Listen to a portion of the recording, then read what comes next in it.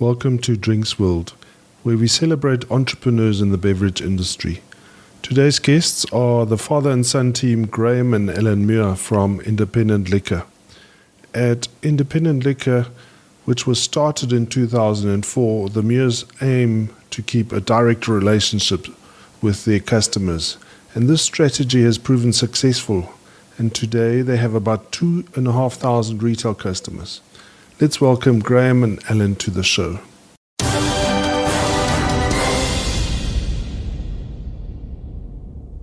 Welcome to the show. And today I'm visiting Graham and Alan Muir at their facility in Cosmos City, and it's called Independent Liquor.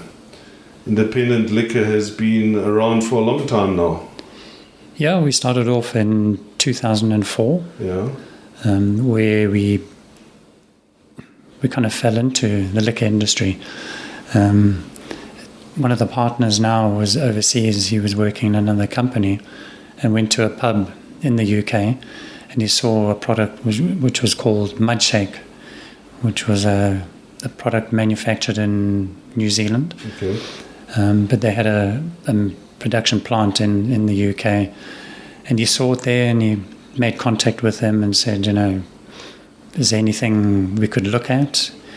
And they took his number and a bit of information, and then a while later they were coming to South Africa because they actually had Halewood were a distributor for them, or manufacturer in fact, on some of the RTDs. And we met with the export manager who was from Australia, and we had a chat, and clearly we got on quite well, and it was not specifically on the Mudshake, but on one of the other products, which was a twisted shot called Twisty. And we basically said to him, look, the only thing we know about alcohol is that we enjoy drinking it, but what I can tell you is that we're very passionate about it, and we've been in sales all of our lives, and we think we can do it. And he said, cool. And we got the distributorship for Southern Africa based on that short meeting. So okay, so there is a real connection to the New Zealand company. I was always wondering about that. Yeah, no, there was, because they had three, in fact, I think they had 4 plants. There was one in Canada, there was one in the UK, Australia and New Zealand, but it was a New Zealand-based company. Yeah. And it was owned by one guy, Mr. Erceg. I can't recall his first name. I think he was a mathematician, but his parents were involved in the wine industry, and so there was a natural progression into liquor. And as an independent, he was hugely successful. Their turnover was in the billions. And he ran it almost like a family business. Everyone that worked there was family. They became part of the family. And I think he just really enjoyed the entrepreneurship that people brought to the business. So we were fortunate enough to go across there and meet with him and the whole and all their staff and whatever. So there was a connection for a few years until he passed away in a helicopter crash. And can you recall what the brands were that Halewood was doing? Cruiser. Okay. And there was another one, I can't quite remember what the other one was, but I'm pretty sure it was Cruiser. So Mike Erceg was involved in that. Correct. Cruiser somehow. Yeah. I remember that. I think we also sold it through Bulmers or Bavaria, if I'm not mistaken. That's probably where Mike Erceg got involved with it, because Australia and New Zealand also did Bulmers ciders and stuff there. They had a massive range of products, but that would have been one of them. Okay. Yeah, so I guess that's where that came from. Yeah. So, that's when I met Mike Erceg. Was back then. That was in 2004. Okay. Yeah. So you started with that twisty shooter, or what is it called now? Yeah, it's now called Double Act. Okay. So the progression was, we imported, as I said, we knew nothing about alcohol. We wanted to import the product. So we went through, obviously, all the procedures to get a liquor license, and as anyone who's in the liquor industry knows, that comes at a price and also a bit of time and paperwork. But we finally got there, and we brought in our first batch, that arrived literally a week before Christmas. And at that stage, we'd been out doing some sampling, going to clubs and pubs and to some of the bottle stores. And we brought it in, and literally a week before Christmas, we were packaging. That's when Alan and his friend originally got involved with us. I think he was about 15, 16. So my wife, Anne, and I, we would go out and do the selling and promoting, and Alan and his buddy would be at the house packaging. Hopefully not sipping. I have no doubt there may have been some sampling, because one has to know the product. Yeah. It was really much a family, small business that we just loved. And we continued importing from, the product was actually made in the UK at that plant. And then from the UK, it was then sold to Canada and into Australia and New Zealand. So we brought in a few containers. And I think our biggest customer to start with was the Metcash Group. Mm-hmm. We started supplying them. And it just grew. We were very fortunate. We had so much support from the independent bottle stores. Because at that stage, I mean, we had no vision of, the Shoprite Checkers and the macros. And we were just focusing on the easier sell, which, an independent has that power to say, let's try it. Yeah. So we were very fortunate. And to be honest, our business grew on the back of the support we got from them. It was always my favorite kind of selling, is where you walk into a store and there's a decision and you deliver and you invoice and you take the money and off you go. Yeah, it's very rewarding. Yeah, that's my kind of selling. If I have to do a proposal, then I give up. Yeah. And I think because my training ground was selling Bavaria out the back of a milk van, with an invoice book, and that's a kind of selling I still think is the best. It is. I mean, you're really at the coalface, as it were. It is very rewarding when you suddenly get an order. And when we started, we would sell maybe one tray or one 6-pack, and we were just so excited. Yeah. And then we would get an order for 500 Rand. I mean, this was just unbelievable. Now we can retire kind of attitude. Yeah. It just grew and grew and grew. So we were very, very fortunate. Now, our biggest customer on the Metcash was the one at Hillfox. Okay. The manager there, he just bought into it.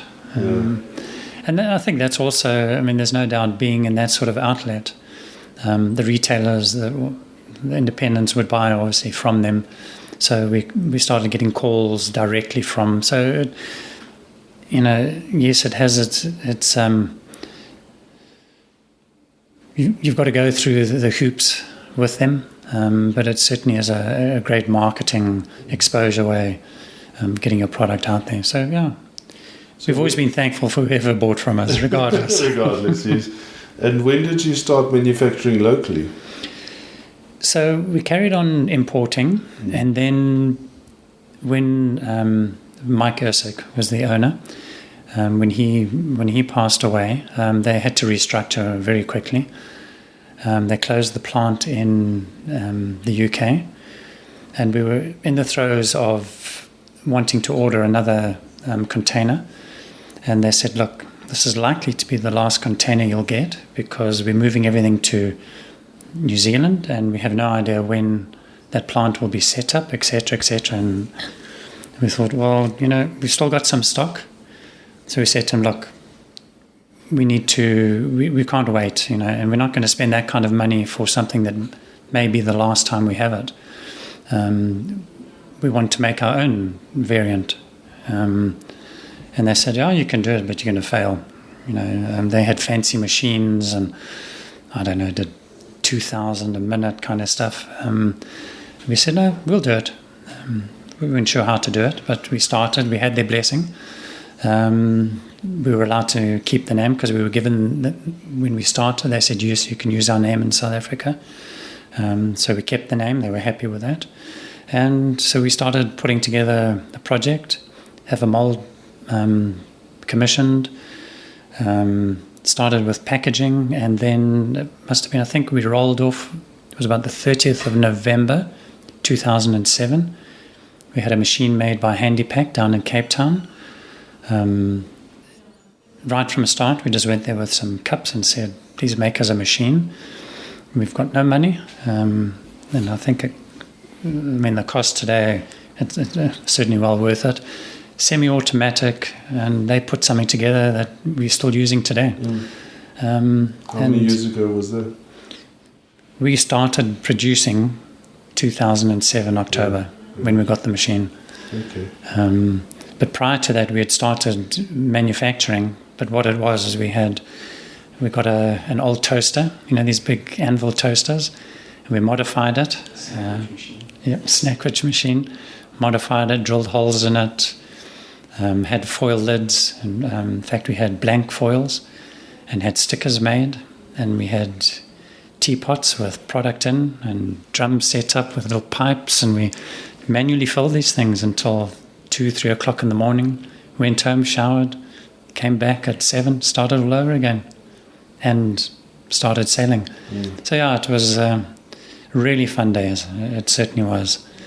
And what was your background? Sorry, before my background's technical. I was in the Air Force in Zimbabwe. I've always been in the technical side. So from machinery, etc. And then I got into sales when I came down to South Africa in rotational molding, plastics. So it's been sales, technical for my entire career. So it wasn't a far cry to be able to work out how a machine worked or how to sell, which was fortunate. And my wife, we started the business, it was just the two of us. She sold everything to freight, space and magazines, Tupperware. So she's a real salesperson. So it was a good blend. So it was interesting just doing all the admin, production, selling, making the tea, taking on a rep, so it's been quite a progression. And your first premises? First premises was in Kaisand, a little unit. We also at the same time, so we then started manufacturing our own product called Double Act. We had 4 flavors, I think it was, when we started. We then started doing sours in 750ml bottles and in a little 50ml 6-pack. So those were the 2 products we started with. And that was it. We really did grow from strength to strength, and we didn't really know much about packaging. So, we think it's a great design, and at the time it was awesome. About 3 months later, it was probably the worst packaging ever seen. But, we were realistic about it, and we just changed as we went along. As the market changed, as people wanted something different, we were able to change quickly. And I think that was the beauty of the independence. Someone says, how about a coffee and cream flavor? Yeah, cool, put it together. The basics are all the same. Because we are blenders. We don't distill or anything, we just blend. Yeah, and you're right. You essentially look out for the trends, and once you find your feet, I guess, when you start off, you think, this is it, this is important. Yes. But after a while, it's not so important. What's important is that you have something that your customers want. That's it, yeah. Development was always sort of an in-house thing. Where you'd sit around the computer and taste this and taste that and try this bourbon with that passion fruit and do this and that. But you couldn't work after 12 o'clock because you'd done so much tasting. And that was on a Monday. That was Monday. So it was just downhill from there on. Yeah. No, it was really exciting and fun. And Alan, for you growing, your dad, it was a new industry. He didn't know anything about it, and you didn't know anything else. No, nothing at all. Left school, went to do swimming coaching, and then started in the business 2 years after that. But you actually started, much earlier than that, filling and helping. And in school days, packing. And you must have been very popular with your schoolmates. Yeah, we were stock went missing quite often. The first time I heard about the word shrinkage.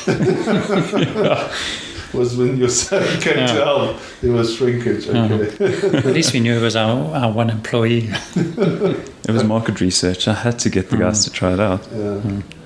And that was, and then as Alan says, he was at a bit of a loose end, and said, well, come here and work, and here's your overalls, get into the factory.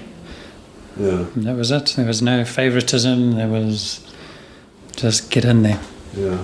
I mean, for me, as a salesman, I find it fascinating how people can come up with products. And I think if you've got the technical background and the first time you look at a product and you say, okay, and then you look at it again and you can do it better and you can do it in your own way and you find your own solutions of making Absolutely. it. Yeah. But if you're a salesman and you can't do that, it's a completely different setup, because then you have to, I guess, find people who can do that, or employ people, or contract packers. But there's always a solution if you just understand what your strengths are, I guess. Correct, yeah. We've looked at, as you go through the phases of business, from do everything yourself to, well, maybe contract, get somebody to do packaging for you, take on a distributor, all these, you go through all of those phases. But being able to have the background allows you to probably analyze a little quicker and realize some of the mistakes you made quite quickly, without doing too much sort of harm to the business, the brand, or whatever. So it's a great industry. It's grown, as you know. There's new product coming out. I mean, it feels sometimes every week there's a new product on the market, and it's good to see some really great innovations, because it just shows that the public have a passion and an appetite for new products, and the good ones will last. What was the biggest innovation that you've seen in the last, what's it been, nearly 20 years? Double Act. And it's still the biggest innovation. Yeah, I mean, there was no doubt that that type of shot, in a split glass, I mean, that definitely wasn't our innovation. I mean, it had been around, but certainly in South Africa, that was a big. And I think at that stage, that's when single shots were starting to gain some popularity. Obviously, you had the little tot pack, the little sachets, and they'd been around quite a bit longer. So I think, that sort of packaging medium. But I think, we were talking earlier off air, about the passion fruit. I mean, that really did spark things. I guess the Vodoka, that did exceptionally well. What is it? The caramel... Lavoca. The Lavoca. That was a massive... That did exceptionally well, and that's when you start turning green with envy. That was the can that looked like a bottle. The aluminium. The aluminium can, yeah. Sorry, aluminium bottle is the right word there. And you kind of kick yourselves because, you on some products you've been flirting with them in-house and we'll get to it, and then suddenly out it comes. So there's a bit of jealousy there, which is great. But I'm really pleased how well they've done, and all products. I think in where we are as an independent, we want ours to be number one, obviously. But it's encouraging when you see a lot of independents coming up with new products that work. It just helps the category. Yeah. So I'm just thinking in our kind of lifetime, the sours was also a big thing. I mean, you obviously, it was around kind of just before you started, I would guess, or was it when was that? Sours had been around. I'd been aware of sours. It must have been when we first came to South Africa. So it was in the late 80s, 90s, I think. It may have been earlier than that, but that's. Having come from Zimbabwe, we didn't have a huge selection of shooters as such.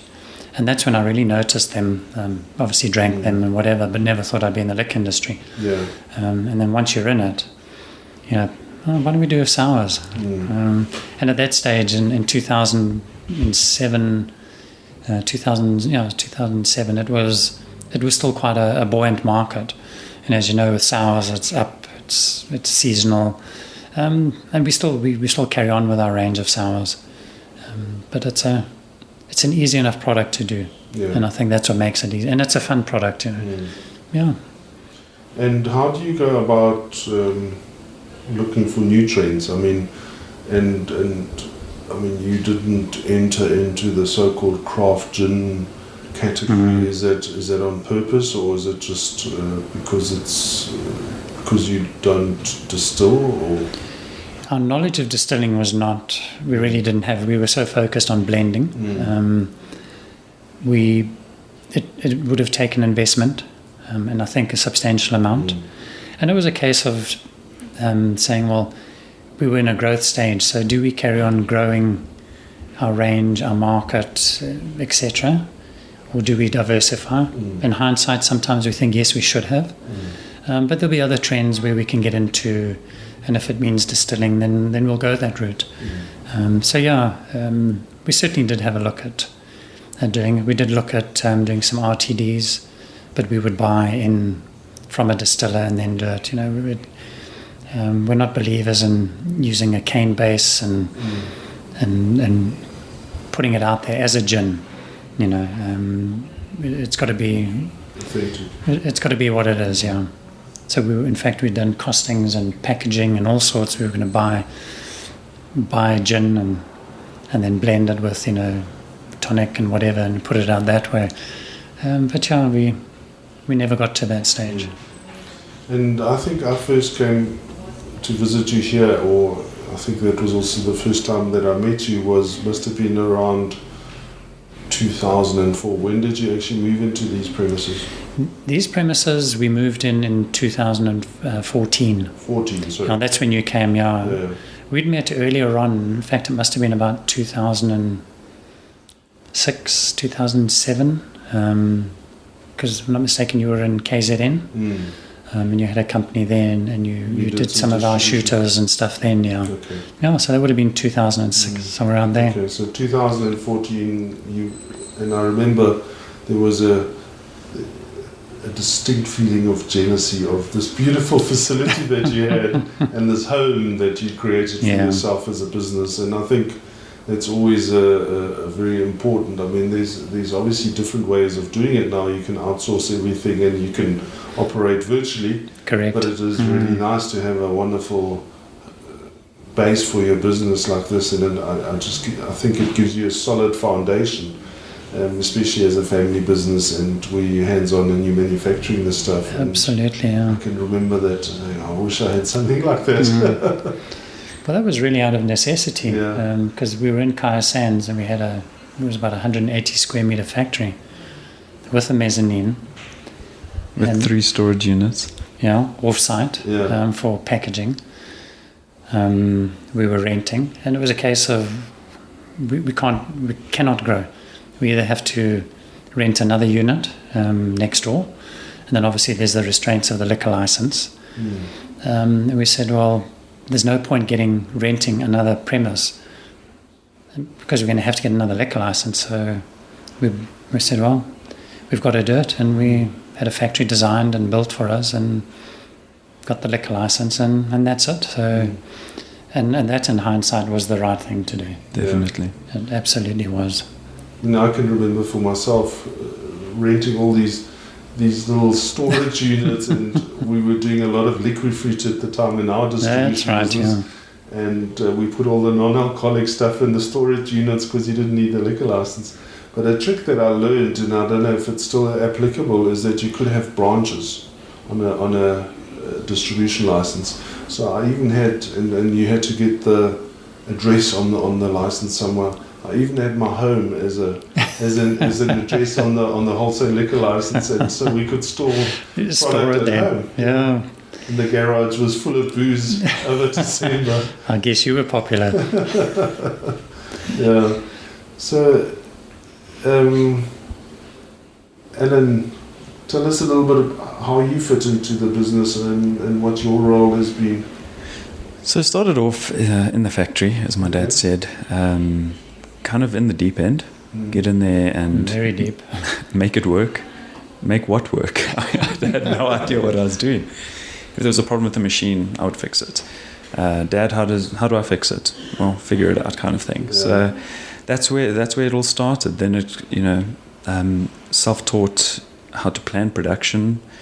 I learned very quickly how easily you can run out of materials and how frequent, and that still happens today. But yeah, that's kind of where I started. Set up the production line here. Would love to have a lot more. Make it a really big, beautiful production facility.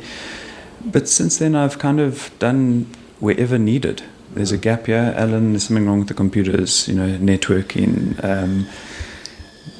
Light bulbs, anything really. It's kind of, as a family business, you don't have strict rules. Yeah, so job description. Yeah, it's kind of building a CV. What do you put on it, kind of thing. So yeah, it's been fun. A lot of fun, I think, is nice. We get to see each other every day, and Mom is semi-retired, enjoying that.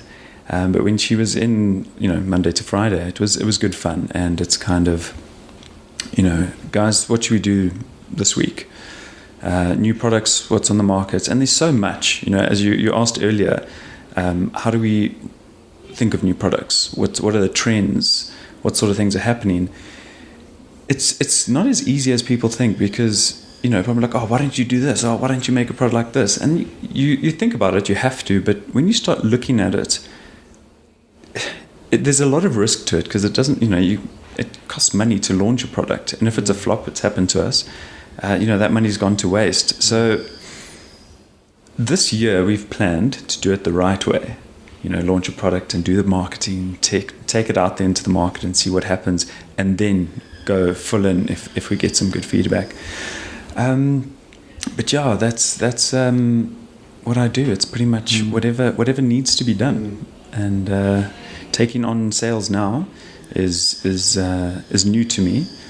I'm interested in. I've always have been, because we've always been in everybody's department. We in everyone's department. We know exactly what's been going on. So coming into it wasn't a shot in the dark, because I know all the reps personally.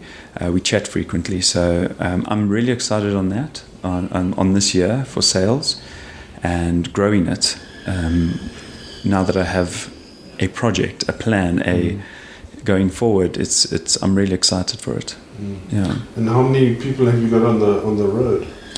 3 in Joburg, 1 in Cape Town, 1 in KZN. Well, the guy in Cape Town does the whole of Western Cape, and 1 guy in Bloem. And we're looking at adding 2 more, hopefully soon. And yeah, it's going to be a good year, I think, in terms of sales. Yeah, some good plans. Okay. Talking about innovation and these opportunities, I'm an opportunist, and I can remember we spoke about the aluminium can, and there was a distributor who was selling that product, and then they lost it. So I said to a friend of mine, I said, let's quickly make something that looks similar, and we give it to that distributor, because he's cross with them, and then he'll take it on. He'll take it on and he'll sell it. So those sort of opportunities. But I mean, a lot of these products are what I guess one could call fad products, and yet you guys have stuck with them for nearly 2 decades, and you've just where there's been 120 other people come and gone, you've stuck to it. And do you think that's part of your solution or your success formula? There's definitely a few things that go towards a successful formula. And I think, we've stood by our products and we stand by them 100%. If there's an issue, immediately we resolve it. Bring it back, replace it, whatever it is. Bottom line, I think, customer service is really what it's about, and we've always been very strong on that. We believe we maintain that. Yes, there's times when that slips. You take your eye off the ball a bit, but as a rule, that is our focus, and our sales guys, that is number one. And just making sure that our product is out there and people see it, merchandising. You've just got to constantly keep at it. It's too easy, and we've done it ourselves. Things are going well, you put on the blinkers, You think, it's fine, it'll continue. It's only when the chinks start coming that you realize, hold on. And that was as sad and tragic as COVID has been. It gave us, when we were completely locked down, we were able to sit without having to run the business because we couldn't. And we were able to take time and sit and look at the business and say, what have we done well? What have we done exceptionally poorly on? And what are we going to do about it? So for us, in a strange way, COVID has been good. Because from October 2020, we started restructuring. And we've been doing it, implementing at a decent pace. And we're seeing the benefits of it. So, yeah, it's been almost like a revitalization. Our WhatsApp group has revitalized. And that's what we're doing. And it's working. So, but you've got to stick to your core, but we have to do new developments. We will find the next big one. Of that, I'm 100% confident we will. And so that's what the Holy Grail, you just keep going for it. It certainly is you're in a different position to being just a pure distributor. I mean, you make all the products and you do your own sales and distribution. I mean, one of the big changes in the industry that I've kind of moved through was the growth of the so-called redistributor, where the one-stop shop for the trade,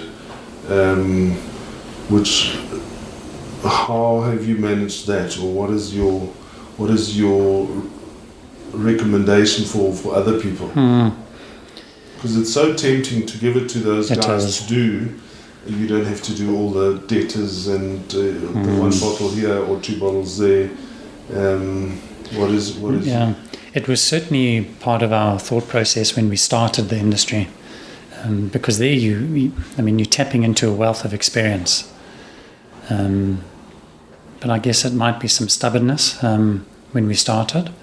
That of course we can do everything ourselves, and not having been in the liquor industry, and I think for anyone who's getting into it and is not part of the liquor industry, my suggestion is you do it yourself. Or if you do get a redistributor, you make sure that you are 100% involved in it. Because when we did all of our own selling and marketing and everything, and when we started taking on reps, the reps would come and say, oh, this bottle store, he says this, and we would say, well, John would never say that, because we've known John for 3 years, and so go back and actually service the guy properly. Or so we knew our market 100%, and if you hand it out, the possibility is you are one of 100 different products.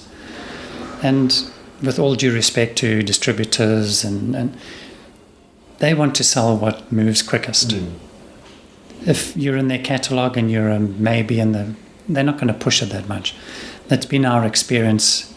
But if we have 2 distributors who are really good, and they get stuck into it and they've bought into our product, that's a different story. But yeah, it is easy. And as you say, there's quite a few companies have started up, handed it over to a redistributor who does all their accounts, their distribution, their sales and everything. And yeah, you can get some pretty good traction quickly.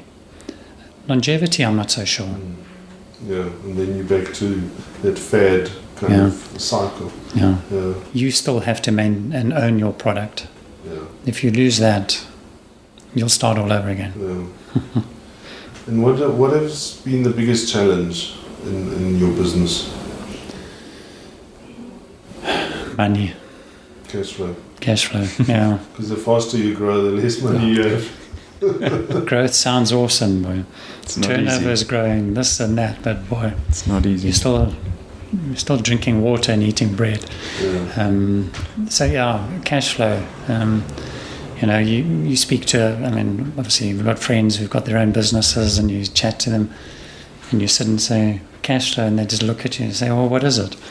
Well, it's changed already. We spoke about it half an hour ago. Yeah. When we're not from financial backgrounds, I think that is a bit of a hindrance. but certainly I've learned very quickly. Still loads more. But we restructure accordingly. And we do have a management team, an exceptionally good management team. We have 4 partners and our accounts lady who's exceptional. And that's what we do, Between the 5 of us, we go through everything. And that's all part of that's part of the growth. But it was very frustrating in the past because cash flow is, as you say, growth is expensive. You've got we're very fortunate we have a very good book. Those that are on the 30 days or whatever it is, we get in 30 days. We're very fortunate there, but I would just love a pot of money that we could use. And then, as an outsider, it looked to me like you did very well with Shoprite and Checkers, which not many of the smaller guys are brave enough to do. Has that worked for you, or is it? It has. Every single corporate has worked for us. Okay. Which for me is unusual. Yeah. Again, I don't know. I think because when we started, we've got some pretty unique products. We're not in the mainstream vodkas, brandies, etc. Ours are really shooters, essentially. And certainly with the double act, it was quite an eye-opener. The first time it happened, we'd been knocking on Macro's door for some time, and nothing really was happening.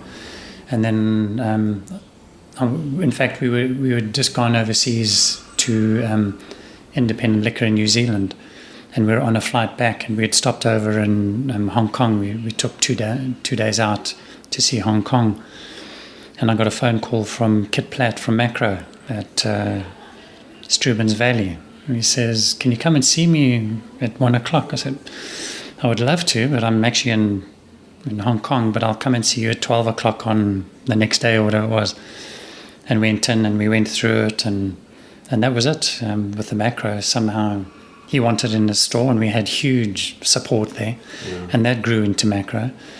And then with Shoprite Checkers, I can't remember where I was. I don't know. And I got a phone call from the buyer, and I'm trying to think of his surname. He was the wine buyer, and I think it was when the Shoprite were starting to do the liquor stores, and he also had that. And he phoned me and says, "Please come and see me because one of our branches in PE just told me about this product and we'd like to have a look at it." I said, "Yeah, okay, I'll come to you. I'm quite tied up," kind of, not realizing the sort of enormity of it, the opportunity that was coming. So eventually I went. It sounds bad eventually, but it wasn't, because I was hugely, obviously, excited. Set up a meeting, went to see him. He says, "Oh, so you finally decided to come and see me?" So there was a bit of a red face, and we chatted and got on well. And he said, "Okay, well, we'll list your double act." Yeah. And it was like world changing. Completely, because and then Pick and Pay was around about the same time. So knock on the doors. You'll get noticed. Yeah. And unfortunately, it was for the right reasons we were noticed. Yeah, so it was, and that's the beauty of it. We all put in hard work, right from the manufacturing with Alan and the one sales rep, and making your tea and working to 3 a.m, and it pays off, and it really did. We were supplying product to the big corporates, with foil lids and a sticker on top. When you look at it, you think, how on earth did we do that? And it was okay when we did it. It was fine. No, this isn't a problem. We bluffed ourselves. It looked okay. Alan, talk to us a little bit about the range that you've got at the moment. So last year we reduced our range from 45 products to 19. We did that, based on sales volumes, using materials for products that weren't moving where they could be with the products that are moving. So we changed that quite a bit. It's worked out well. Production's a lot smoother, especially, again, going back to cash flow, where we can't just order, enough of everything to make every single product. So we cut back on our products, and we haven't noticed a dip, which is great. Turnover still decent, so that's quite good. So we've got our double acts. We've got 4 flavors now. We have Tickle range, which is a cream liqueur infused with tequila. We've got chocolate. That was quite a product to manufacture. It wasn't easy because we wanted to use actual cocoa when making it and not just flavoring. So to try and get the cocoa to suspend in a product, isn't that easy, but we managed to get that. And then we've got 2 flavors in that, and I'll go through the flavors now. Then we've got our sours range. We had 6, we went down to 3. Again, going back to the wholesales, with the Radical Sours, the market, our sours is called Radical Sours. The market in sours has just kept going. It's dipped completely, but we're still there. It's had good, seasonal. And then we've got what am I forgetting? Boxshot and Shout. Yeah, Boxshot is a product we launched because we do the little Springbok shooters, one of the flavors of the double act, which is the marula cream on one side and peppermint liqueur on the other. And then we decided to put it in a bottle and have the flavor mixed in a 750ml bottle, which has done really, really well.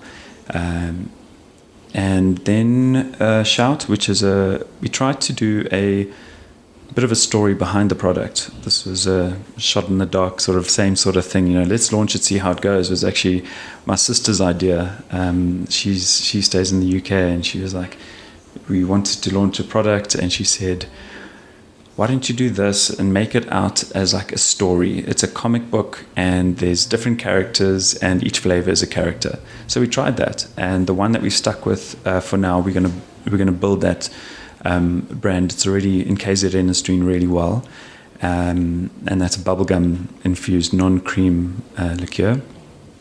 And those are the products. The double act flavors we've got: Springbok, which is the marula and peppermint, Zambuca and banana, coffee and marula, and then strawberries and cream, which is strawberry and cream liqueur on the other side. Our Tickle range, which is the cream liqueurs infused with tequila. There's a bubblegum, which is a great, massive seller. Strawberry and a salted caramel, which is also very, very good, very difficult product to get to work as well. But again, when it is, it's lovely. Then we've got our sours, which is the bubblegum, strawberry, and apple. And our, what were the other ones? What did I miss? Chocolate chili, and chocolate mint. Okay. Yeah. I mean, your products are available in most of the popular chain stores, yes. The independents. You've worked hard on that. How has the online business affected you, or do you see a future in that? Definitely a future. We're currently only on Takealot. Okay. And again, most of our products that we have launched in the past, any product really, we've put it out there and we've just left it. Whereas we know now, everything's going digital, everything's online. If you're not there, you're going to be left behind. So that's another avenue that we're going to push big time this year. Yeah. And where can people find out more about your products? At our website, independentliquor.co.za, and that's a new website we've just launched, and it's still going to be a lot more add-ons. And eventually, when we can, we're going to be selling online. And do you do any exports, or is there a demand for this sort of products from overseas? That's a new thing we're getting into. Last year we decided that has to be the next step for growth. There's obviously our growth in South Africa, which we're going to push, but a whole nother untouched section will be exports. And one of the other partners who's in KZN is working on that. And, as soon as you start, because we haven't done anything at all with exports, but now that we've started looking into it, there's been a lot more interest, and we early stages of hopefully finding someone that will either export for us, that wants to handle it, which we have done one little small sample batch. But what we've also noticed is a lot of people trying their luck. Please send samples here, apply for this license so you can sell your products in our country and pay this account, all these bits and pieces. So we've kind of just ignored those. Yeah. But yeah, as soon as we find and get a export relationship going, I think it's going to be a game changer. Because I believe our products have a lot of potential overseas, big time, or even in Africa. We looked at exports probably around about 2012, 13, somewhere around there.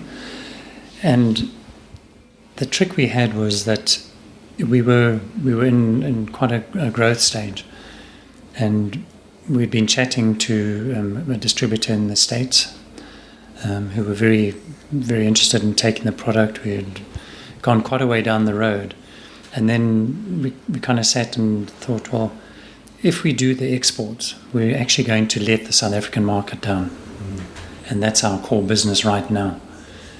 So we actually went back to them and said, look, we're going to mess up your market and ours. So when we're ready, we'll be back in touch with them, which they were happy with. So that's what we're going through now, because that's the last thing we want. Local has been very good to us. So we need to make sure we look after that. Yeah. But this year we'll definitely get into Africa at least. But yeah, it's just a whole new ball game for us. Yeah. But exciting. Well, thanks, Alan and Graham. It's been wonderful catching up, and I'm glad that you survived or thrived through the lockdown and kind of rationalized your whole business. It's exciting to see that. I think a lot of us were just completely caught off guard by lockdown. Absolutely. It's good to come out stronger on the other side. Yeah. No, it's just so important, and I think it just shows the sort of passion and the quality of the people that we work with. They've stuck by us. You can imagine the sales guys, when you're commission based and there's nothing happening, very tricky. So yeah, we're very fortunate. We've got such an enormous, talented team, and that's what you need in a business. Yeah, as my dad was saying, our company is a family business, and not just because we're father and son and mom, but my staff. I know birthdays, get-togethers, WhatsApp groups, chatting all the time. And when lockdown did happen, we still communicated, and they've stuck with us the whole way through. And they believe in us, they believe in the company, and they believe in the products. And I think that's a winning formula. Definitely. Well, it was great to visit you today, and I hope that the trade out there can get a bit of a glimpse of what happens here at Independent Liquor. And thanks for the opportunity, Holger. Thank you very much. Appreciate it. Thank you for listening to our stories here online. In the show notes, you will also find a link where you can subscribe to become part of our community and be notified when we upload our latest content.